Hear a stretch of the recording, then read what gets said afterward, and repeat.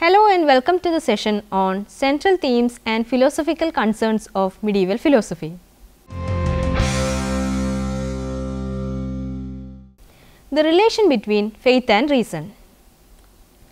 The Middle Ages stretched across several centuries and it witnessed many great philosophical ideas. There were a number of philosophers and theologians who contributed to the development of medieval philosophy. The influences, ideas and philosophical positions of these great thinkers differed from one to another. However, when we closely analyze the intellectual discussions and writings of the medieval period, we can see that some themes and philosophical concerns continued throughout this period.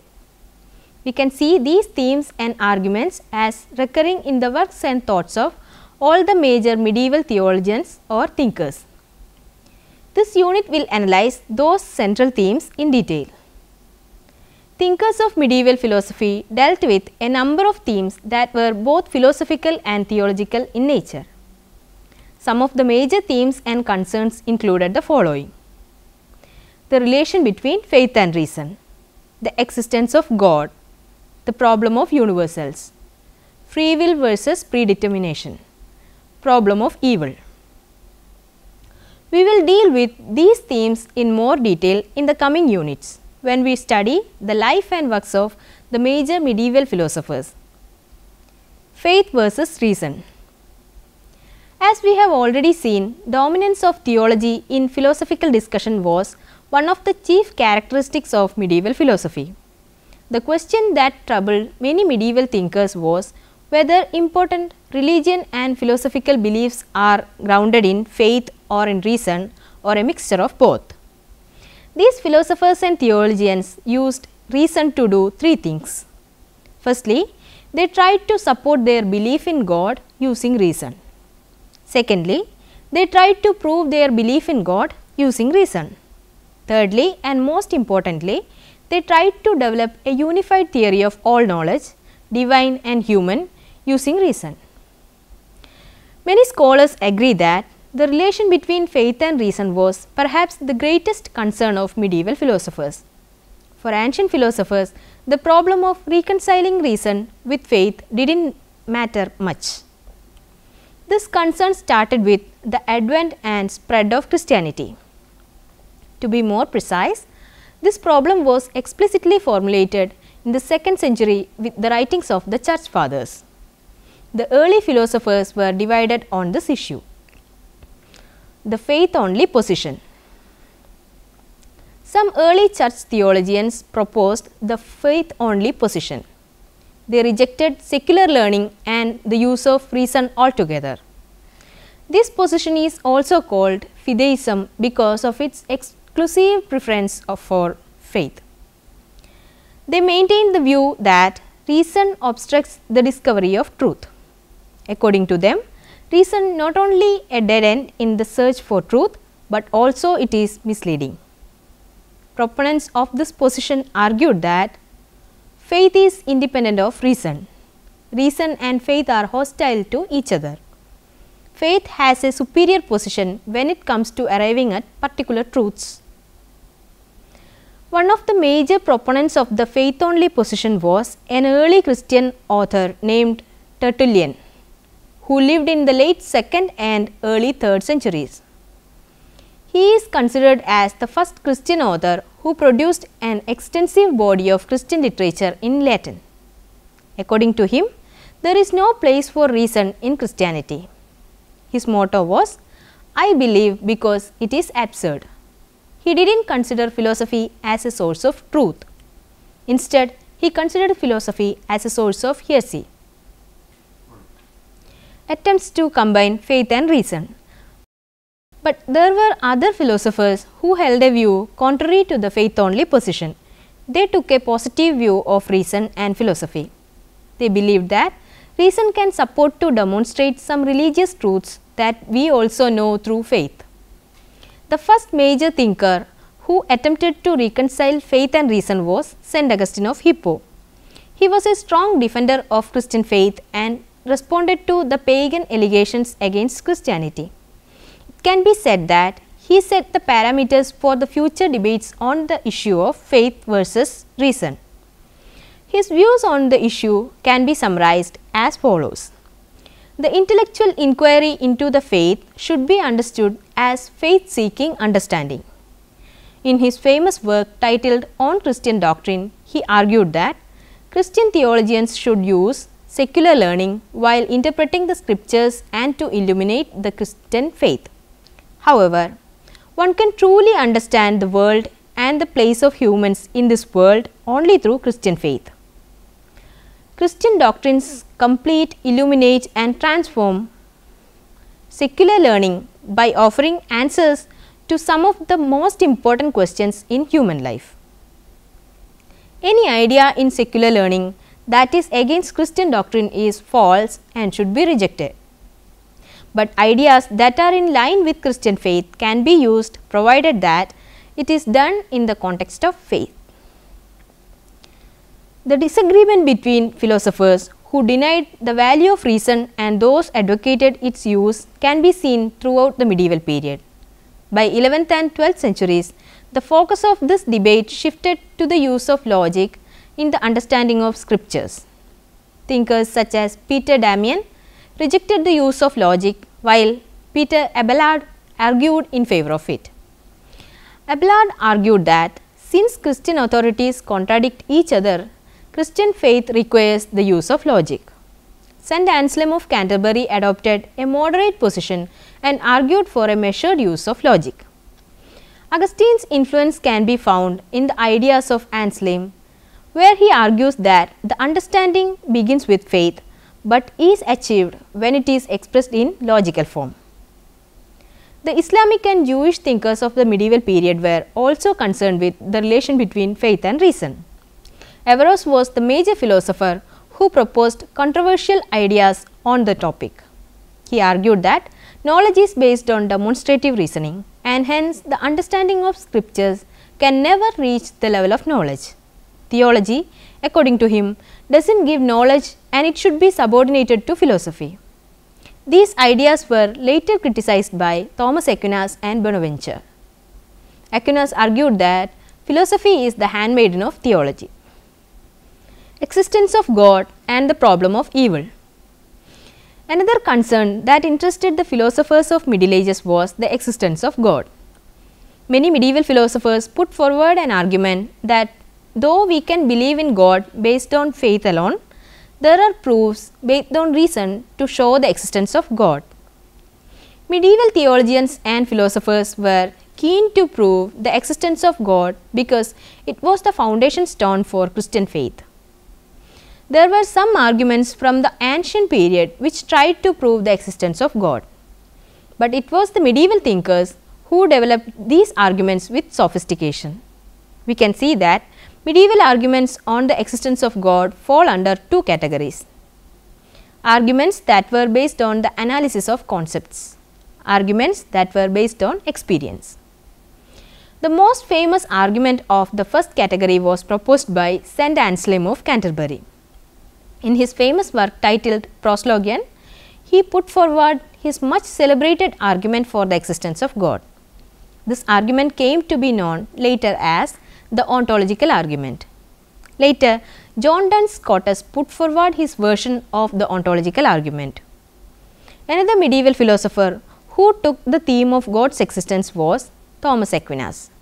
In his masterpiece titled Summa Theologica, he proposed 5 ways to prove the existence of God. We will learn more about the arguments of Aquinas, Anselm and Scotus in separate units that deal with their works and philosophy.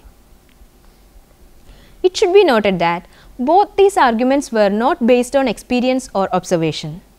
Instead, they were derived by purely logical means. This was a common feature of medieval philosophy.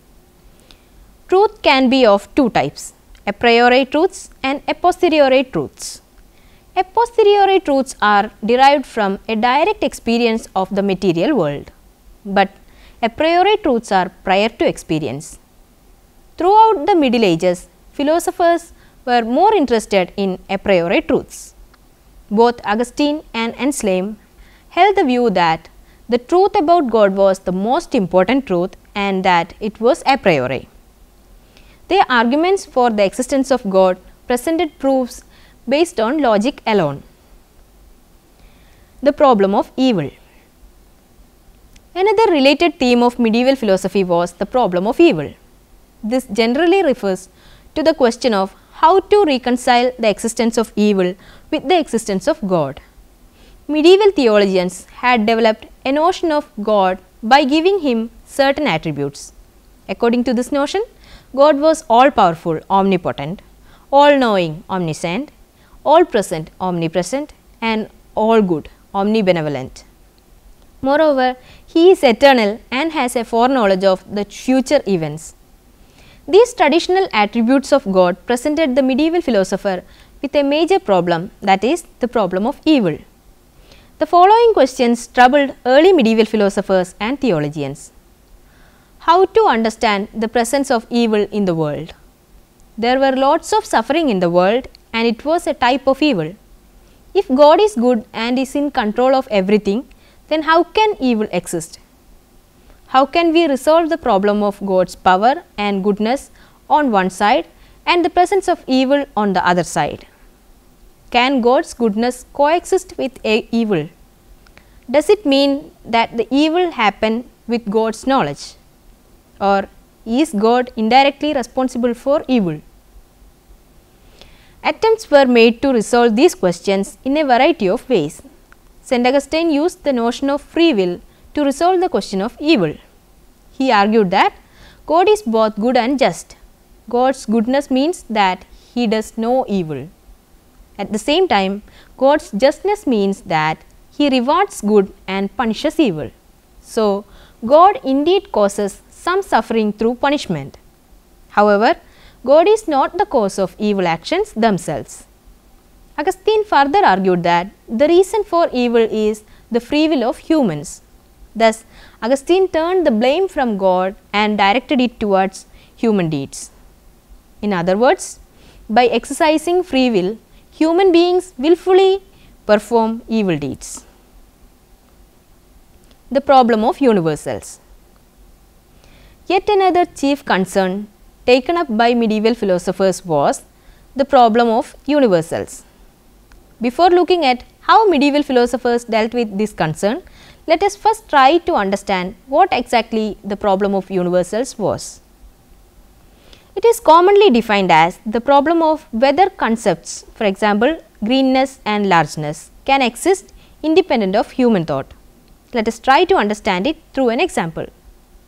There is a tree in front of you. It is green and it is large. So, we can say that greenness and largeness are the attributes of that particular tree. But there are many other things in the universe which are green and large. So, those objects share the more universal attributes of greenness and largeness. Such attributes, qualities or relations which are shared by two or more entities are called universals. This leads to two major questions. Do universals exist independently of human thought?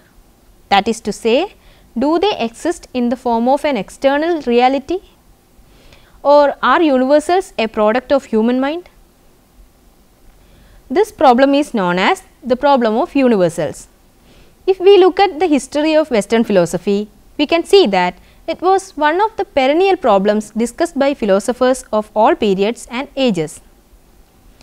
The medieval philosophers tried to tackle this issue through their writings, and their positions can be divided into three broader positions. Those positions were Realism, Nominalism, Conceptualism. Realism. According to the realistic school of philosophy, universals are real. They exist independent of human thoughts. That means, even if there are no thoughts or minds, the universals would still exist. There were two types of realism, Platonic realism and Aristotelian realism. Platonic realism held the view that universals are real entities and they exist independent of particulars. Aristotelian realism also agreed that universals are real entities, but it argued that their existence is dependent of the particulars that represent them. Plato and Aristotle were the two major realists of the ancient period. Nominalism. The nominalists argued that all that is real is particular. Thus, they agreed that individuals or particulars exist, but they did not agree that universals are real. According to them, universals exist only as entities or beings. The word nominalism was originated from the Latin word nomen, which meant name. To the nominalists, universals were just words because the entities shared names in common. Conceptualism. Conceptualism was midway between nominalism and realism. This school of thought argued that there is something in common among individuals or entities of the same kind. However, the conceptualists argued that this is not a real entity existing independent of human mind, rather it is a concept in the mind. Free will versus predetermination or predestination. The question of free will versus predestination or predetermination was not only a chief theme of medieval philosophy, but a prominent issue of a debate of all times among Christian theologians of the Western world. Free will can be simply defined as the ability of human beings to make choices without any external constraints. Predetermination, on the other hand, meant that everything happening in the world is already determined in advance. According to medieval theology, God was omniscient and omnipotent.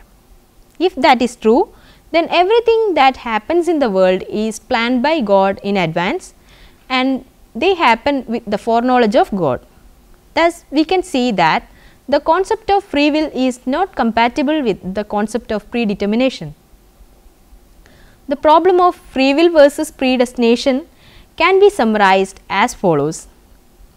If everything happens according to predestination, then God knows that X will do an action in a future time. That means X cannot fail to do that action. Then it means that X does not have any free will, but do things according to God's predestination. If there is no free will, then there is no question of vices and virtues. Moreover, even vices have to be then understood as God's action. In other words, if we argue that everything happens according to predestination and that humans do not have free will, then there is no point in praying. This problem is also known in philosophy as the paradox of free will. Medieval philosophers attempted to resolve this incompatibility between human free will and divine foreknowledge by proposing various arguments. Boethius was one of the prominent thinkers who tried to offer a solution to this problem by introducing two concepts, namely the simple necessity and conditional necessity. St. Augustine of Hippo also developed his theory of free will to explain the presence of evil in the world. More about these arguments will be discussed in the coming units. Other major themes of medieval philosophy. Apart from the already discussed ones, there were a number of other philosophical themes that run through medieval period, although they are of less importance. Some such themes and concerns were the problem of religious language. Another theme, even though it was not as important as the already mentioned ones, was the problem of religious language. The medieval philosophers were concerned whether it is possible to say anything meaningful about God in human language.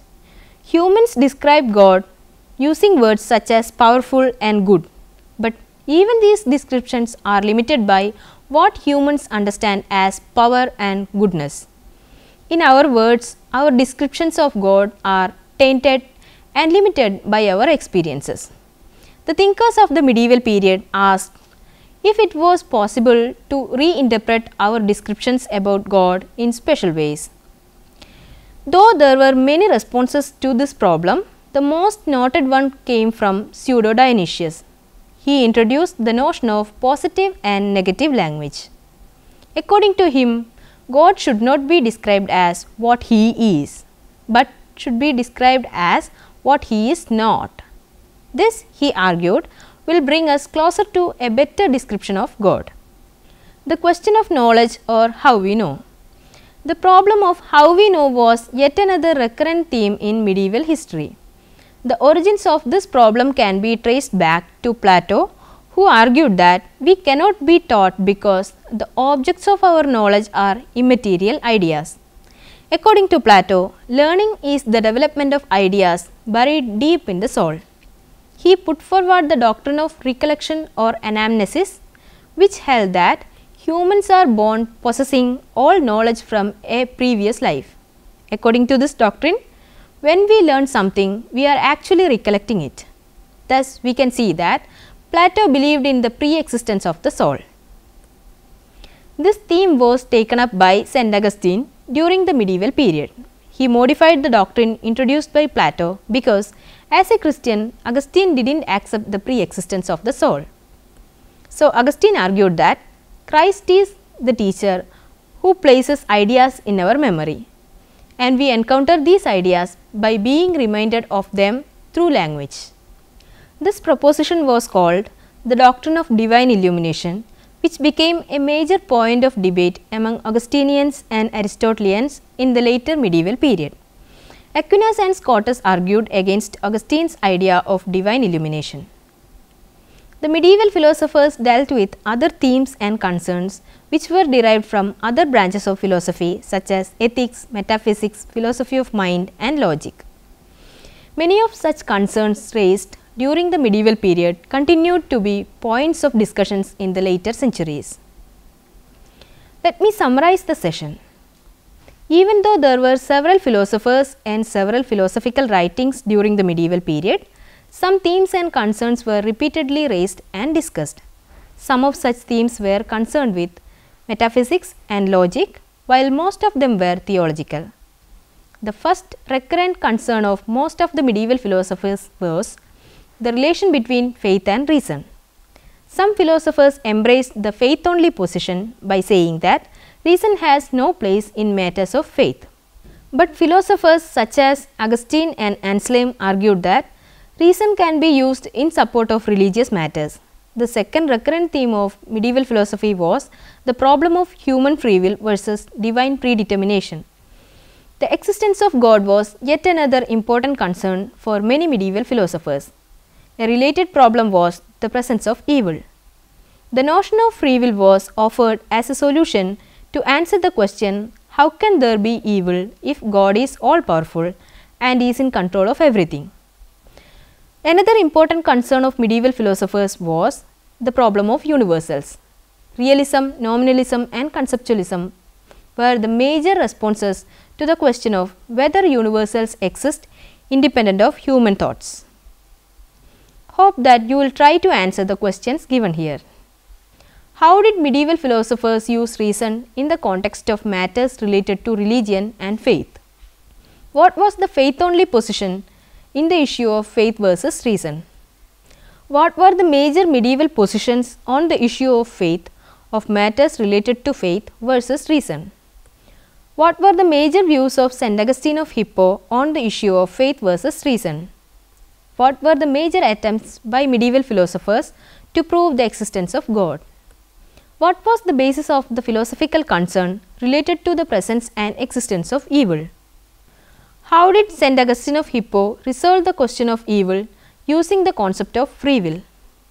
What were the realist, nominalist and conceptualist response to the problem of universals? Explain the difference between Plato's doctrine of recollection and Augustine's doctrine of divine illumination. Here are a few reference books for your reading. The Routledge History of Philosophy, Volume 3, The Middle Ages, edited by John Marenburn, Routledge, London in 1998. Medieval Philosophy by Paul Vincent Spade, The Oxford Illustrated History of Philosophy, edited by Anthony Kenny, Oxford University Press, Oxford in 1994.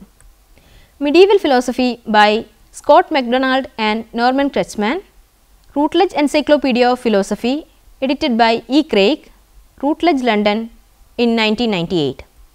Medieval Philosophy from 500 to 1500 CE, edited by Brian Duignan, Britannica Educational Publishing, New York in 2011.